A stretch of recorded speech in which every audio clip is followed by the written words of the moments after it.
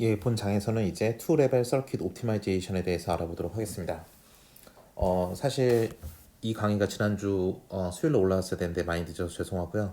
일종의 보강이라 생각해 주시고 이번 주 중에도 제가 계속 한번 올리려고 하겠습니다. 그러니까 지난주에 하나밖에 못 올렸으니까 이번에는 한 3개 정도 올리도록 하겠고요. 계속 기다리실 필요는 없고 제가 올릴 때마다 그 블랙보드에서 제가 이메일로 공지를 드리도록 하겠습니다. 자, 우리가 지난번에 민텀, 맥스텀 이런 거 배웠었죠. 그래서 이제 그런 거를 왜 배웠는지에 대해서 이제 궁금해하신 분들이 있었어요. 이메일로 질문도 주셨고요. 그런데 이제 그걸 좀 활용하는 것에 대해서 오늘 이제 보려고 합니다. 사실 이제 여기서 배워야 될 게 이제 카르노 맵이라 그래서 이제 우리가 게이트라든지 그런 걸 이제 줄이는 방법이에요. 사실 게이트가 많으면 우리 지난번에 잠깐 얘기했지만 별로 좋지 않습니다. 그 이유는 그만큼 코스트가 드니까. 이게 전부 다 반도체 소자 하나하나인데 그 하나하나를 만들 때마다 우리 돈이 이렇게 많이 드는 거예요. 그렇기 때문에 카르노 맵이라는 걸 그려서 우리가 간단하게 우리가 서킷 게이트를 좀 줄여서 주어진 논리를 표현하는 것이라고 생각하시면 되겠습니다. 그래서 보시면 알겠지만 이 투 레벨 서킷 옵티마이제이션에서 나오는 더 맵은 맵 메소드라는 건 뭘 의미하냐면 굉장히 직관적인 과정이다. 뭐냐면 불리한 펑션을 옵티마이즈 하는 거다라고 말을 하고 있습니다. up to 4 variable이라고 나와요. 그러니까 우리가 지금까지 배웠던 회로 중에서 뭐 x, y, z 뭐 이런 식으로 우리가 여러 가지 변수가 있었잖아요. a, b, c 뭐 이런 것도 변수였고요. 근데 한 4개 정도까지는 우리가 다룰 수 있는 게 바로 이제 맵이라는 방식이 되겠습니다. 근데 뭐 그 이상 안 되느냐? 당연히 되는데 문제는 뭐냐면 이렇게 되기 시작하면 이제 눈으로 보기가 굉장히 복잡해져요. 그러니까 가능하다. 하지만 굉장히 좀 복잡하기 때문에 이런 방법을 통해서 우리가 얻는 이득이 그렇게 크지 않을 수 있다라는 겁니다. 그래서 카르노 맵이라는 것 혹은 K 맵이라는 것에 대해서 이번 장에 이제 가볍게 알아보도록 하겠습니다. 카르노 맵은 뭐냐면 이런 식으로 나타내는 거예요. 밑에처럼 보시면 알겠지만 만약에 x 바 혹은 x 프라임, y 프라임이라는 걸 표현하고 싶다라고 하면 얘는 우리가 민텀이죠. 민텀에서 뭐라 그랬죠? 민텀은 우리가 두 개가 곱해서 1이라는 유니크한 게 나와야 된다 그랬어요. 생각나시나요? 민텀은 우리가 프로덕트 곱하기를 의미하는 거였죠. x랑 y를 곱하기를 한다. 그래서 1이 나와야 된다. 이게 민텀이었어요. 그래서 0, 0, 0, 1, 1, 0, 1, 1이 있지만 이 네 가지의 모든 가능한 가지수 중에서 얘는 0, 얘는 0, 얘는 0, 얘는 1이 될 텐데 요 1이 유니크한 솔루션이니까 x, y가 1, 1이 들어가야 되고 얘는 1이 나와야 되는 것. 이게 바로 민텀이었어요. 근데 지금 보시면 알겠지만 x 프라임, y 프라임이잖아요. 이걸 민텀이라고 친다면 여기는 x가 0이어야지 우리가 이 프라임 혹은 바를 해서 이게 1로 변하고 y도 0이어야지 우리가 얘가 1로 변해서 우리의 유니크한 솔루션인 민텀의 결과인 1이 나올 거예요. 그렇기 때문에 이 부분이 바로 x 프라임, y 프라임에 대한 것이다라고 말씀드릴 수 있겠습니다. 그럼 요건 뭐가 될까요? 요거는 x가 0이니까 x를 반전을 시켜서 1을 만들어야 되고 y는 1이니까 그냥 y를 쓰면 됩니다. 그래서 우리가 보는 요 영역은 y는 1이고 x는 0이기 때문에 x 프라임 y라고 쓰면 된다라는 것입니다. 그럼 여기는 어떻게 될까요? 여기는 x는 있는 그대로 써주면 돼요. 1이니까 y는 0이니까 얘를 반전을 시켜서 곱해줘야 민텀으로서 1이 나올 겁니다. 그래서 여기는 x, y 프라임이 되는 거고요. 여기는 어떻게 될까요? x, y 둘 다 1이죠? 그러니까 x, y 그냥 곱해주면 되는 거예요.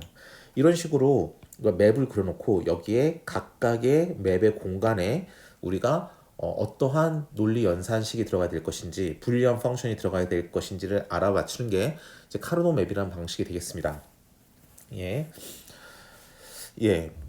뭐 카르노 맵 들어가기 전에 코스트 크라이테리아라는 게 먼저 나와요. 그래서 리터럴 코스트라는 게 나오는데 이런 걸 뭘 의미하냐면 일단 F1이랑 코스트를 보면 우리가 리터럴 코스트는 뭘 의미하냐면 요거 하나하나 더하기 말고 요거 보시면 알겠지만 A, B, C, D 더하기 E 이렇게 할 때 보시는 것처럼 A, B, C, D, E 5개를 썼죠. 그러면 코스트는 5예요. 왜냐하면 이 5개에 대해서 연산을 해야 되기 때문이죠. 여기는 그러면 하나, 둘, 셋, 넷, 다섯, 여섯 그래서 6가지겠네요. 리터럴 코스트는 5랑 6이 된다라고 말을 할 수 있습니다. 두 번째 예제 G1과 G2에서도 보신다면 여기도 A, B, C, D라는 거 연산을 해야 되고 A 프라임, B 프라임, C 프라임, D 프라임 해서 총 8개에 대해서 연산을 하니까 우리가 8개로 말하고요. 여기는 하나, 둘, 셋, 넷, 다섯, 여섯, 일곱, 여덟. 그래서 또 8개예요. 보시다시피 그래서 우리가 여기 보시면 뭘 알 수 있냐면 얘는 변수만 세면 된다. 5개. 여기는 하나, 둘, 셋, 넷, 다섯, 여섯 개. 이런 식으로 변수만 세면 돼요. 예. 근데 얘네들이 그럼 과연 동일하게 우리가 연산 복잡도 혹은 코스트를 가지느냐 이제 그런 건 아닙니다. 왜냐하면 뭐 전개가 될 수도 있고요. 아니면 묶어줄 수도 있고요. 그렇죠?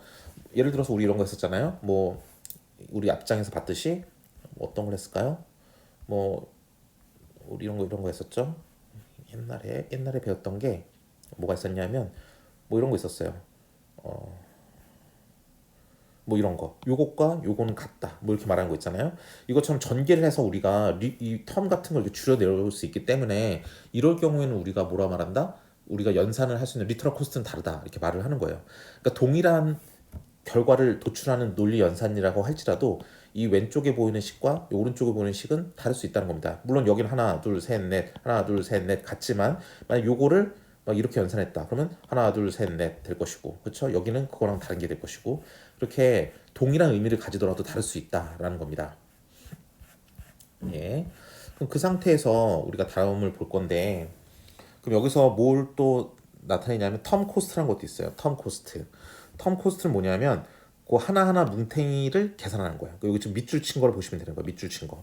보시면 알겠지만 요 G1과 G2를 지금 비교를 하는데 G1의 코스트를 잰다 그러면 처음에 리터럴 코스트는 하나, 둘, 셋, 넷, 다섯, 여섯, 일곱, 여덟 해서 8개가 되고요.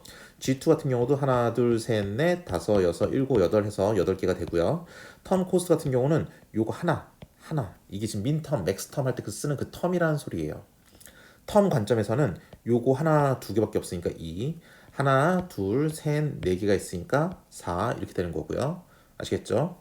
그 다음에 말하고 있는 게 뭐냐면 컴플리멘터리 코스트라고 있어요. 왜냐하면 논리 연산자를 봤을 때 우리가 그 A를 뭐 A 바 혹은 A 프라임 이렇게 반전시키는 건 우리가 이론 게이트라고 그랬죠. 이런 게이트를 하나 쓴다 그랬었어요. 즉 이러한 소자를 하나 쓰는 거니까 이것도 코스트예요. 즉 그냥 공짜로 우리가 A라는 게 있으면 A를 반전시킬 수 있는 게 아니라 이걸 반전시킬 때도 분명히 코스트가 들어간다는 거죠. 그걸 뭐라 부른다? 컴플리멘터리 코스트라고 부릅니다. 여긴 지금 몇 개를 하고 있죠? 하나, 둘, 셋, 4개 하고 있으니까 컴플리멘터리 코스트는 4. 여기 컴플리멘터리 코스트는 뭐죠? 하나, 둘, 셋, 넷 해서 4 이렇게 되겠습니다. 그래서 총 코스트는 14, 총 코스트는 16이에요. 즉 몇 개의 변수가 있느냐, 그 다음에 몇 개의 이렇게 텀으로 구성되어 있느냐, 그 다음에 컴플리멘터리는 몇 개가 있느냐, 이걸 각각을 다 더해주면 전체 토탈 코스트가 나온다라고 보시면 되겠습니다. 그래서 뭐 여러 가지 게이트들이 또 나옵니다. 이런 것들도 다 아까도 말씀드렸지만 이런 건 반전시키는 거라고 했고요. 엑소와 연산이라고 돼 있어요. 엑소와 연산. 얘는 뭐냐면 그냥 뭐 있는 게 아니라 두 개가 동일하면 우리가 0이 나오는 거고 두 개가 다르면 1이 나오는 게 이제 XOR예요. 그렇죠? 이거를 그냥 이렇게 표시하기도 합니다. 더하기에다가 동그라미 쓴 것처럼 이렇게 표시하기도 해요. 이게 바로 XOR라는 연산이 되겠고요. 익스클루시브 XOR라고 해서 보시면 알겠지만 요 앞에 동그라미가 하나 더 생긴 거예요. 그 뭐냐면 다 반전시켰다는 소리겠죠. 즉 여기에서 XOR을 한 거, X랑 Y를 XOR 한 거에다가 프라임 혹은 바를 붙여주면 이것을 다 뒤집어 주는 거니까 이거를 exclusive NOR 이렇게 부릅니다. 그리고 뭐 여러 가지가 있을 수 있네요. 이건 W랑 X, Y랑 Z를 각각 곱한 다음에 이거 AND 게이트라는 표시를 했죠. 그것들을 받아서 OR을 한 다음에 그 위에다가 반전시키네요. W랑 X, Y, Z를 곱한 다음에 그 두 개를 더한 다음에 반전을 시킨다. 이렇게 되는 거죠. 이 밑에 것도 마찬가지입니다. 얘네들은 OR로 연결을 해야겠네요. 그래서 얘네들을 OR로 먼저 연결을 한 다음에 그 다음 나온 결과를 가지고 AND로 묶었네요. AND로 묶었으니까 곱하기고 그 위에 동그라미가 있으니까 바를 붙여서 이제 또 반전을 시켜주는 거고요. 이건 뭐죠? AND로 일단 묶였으니까 곱하기로 각각 넣고 결과를 받아다가 더하기를 하면 된다라고 보시면 되겠습니다. 얘는 반대로 이렇게 돼 있으니까 두 개를 더한 거를 각각 쓰고 AND에 각각 집어넣으니까 곱한 거다라고 보시면 되겠습니다. 뭐 이런 식으로 여러 가지 우리가 알고 있는 AND, OR, NOT 요것만 있는 게 아니라 우리 여러 가지 표현할 수 있는 방식이 있다라고 보시면 될 것 같아요. 지금까지는 많이 어려운 게 없죠. 근데 지금부터 뭘 할 거냐면 이제 카르노맵 기반의 이제 우리 연산자를 이제 심플리파이하는 그 과정에 대해서 이제 알아보려고 합니다. 사실 이게 카르노 맵이라는 방식인데 맵 기반의 방식이에요. 우리 아까 뭐라 그랬죠? 여기서 이런 말이 있었어요. 맵이라는 건 어디냐? 한 4개까지는 괜찮다. 이런 말이 있었어요. 4개까지는 괜찮다. 그 이유가 여기서 나오는데요.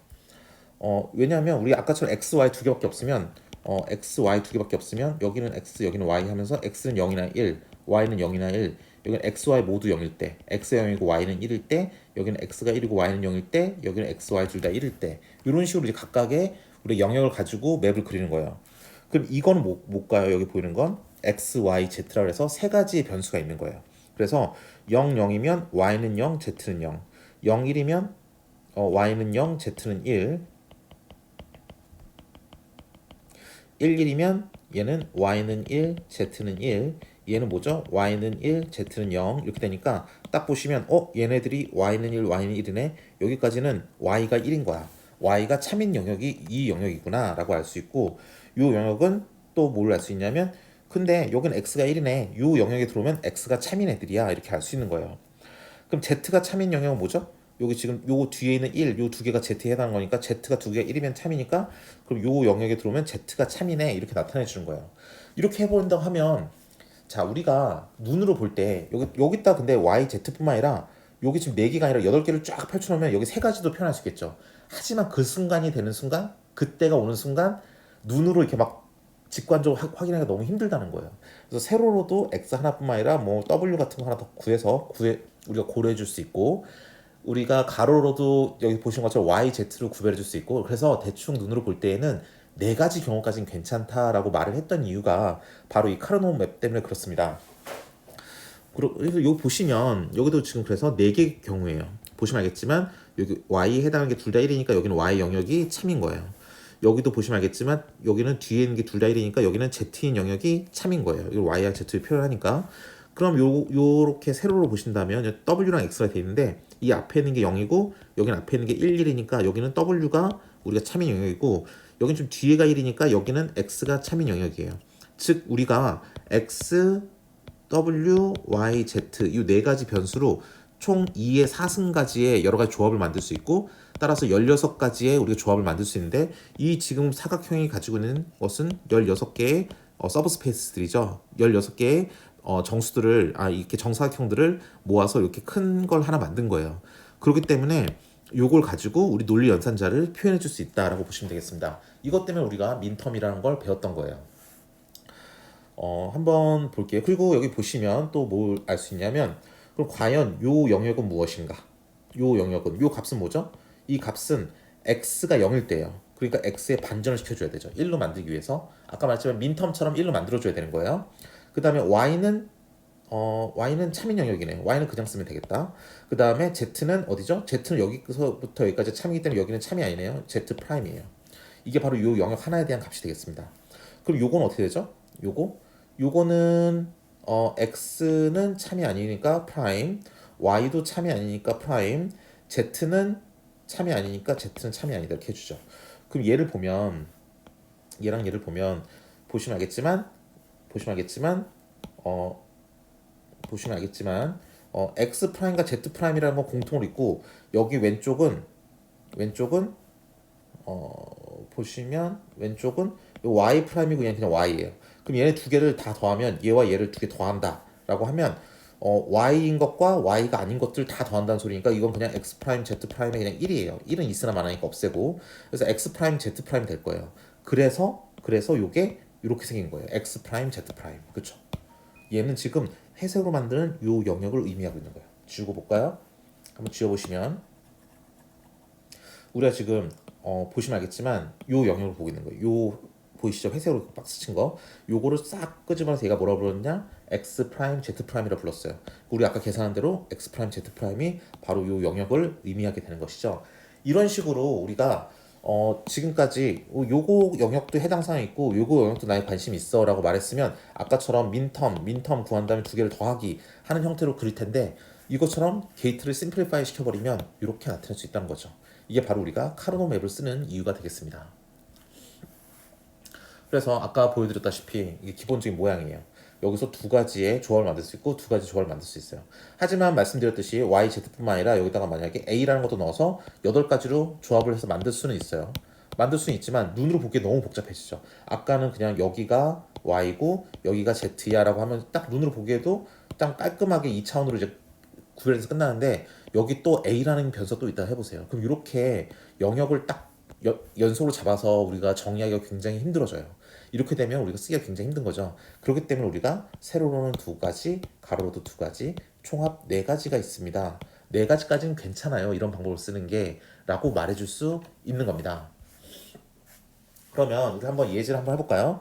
자, 요 예제를 볼게요. x 프라임 y예요. 그럼 x가 프라임이 들어갔으니까 1이 아니라 0인 공간이죠. y는 1이어야 돼요. 그러니까 x 1이고 z도 1이어야 돼요. 그렇죠? x는 0이고